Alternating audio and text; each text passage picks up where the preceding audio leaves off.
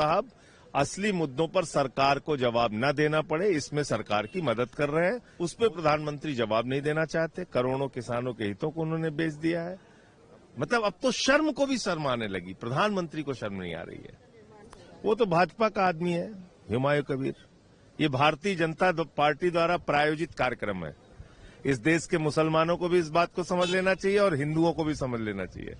और अगर वहां पे बाबरी मस्जिद का निर्माण हुमायूं कबीर कर रहा है चुनाव के ठीक पहले, तो ये आप समझ सकते हैं कि किसका एजेंडा है ये और किसको फायदा होगा। सीधे सकता, लेकिन स्पीकर साहब असली मुद्दों पर सरकार को जवाब न देना पड़े, इसमें सरकार की मदद कर रहे हैं, मोदी जी की मदद कर रहे हैं।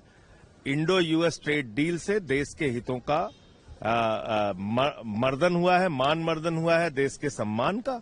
उस पर प्रधानमंत्री जवाब नहीं देना चाहते। करोड़ों किसानों के हितों को उन्होंने बेच दिया है, हमारे स्वाभिमान सम्मान को बेच दिया। आज 75वीं बार ट्रंप ने कहा टैरिफ बढ़ाने की धमकी देकर सीज फायर कराया था।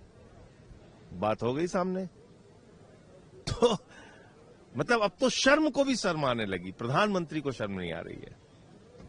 वो आके जवाब देने के लिए तैयार नहीं, और इस काम में स्पीकर साहब उनकी मदद करना है कि उनको सदन में ना आना पड़े।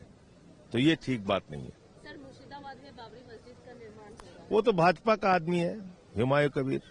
ये भारतीय जनता पार्टी द्वारा प्रायोजित कार्यक्रम है। इस देश के मुसलमानों को भी इस बात को समझ लेना चाहिए और हिंदुओं को भी समझ लेना चाहिए।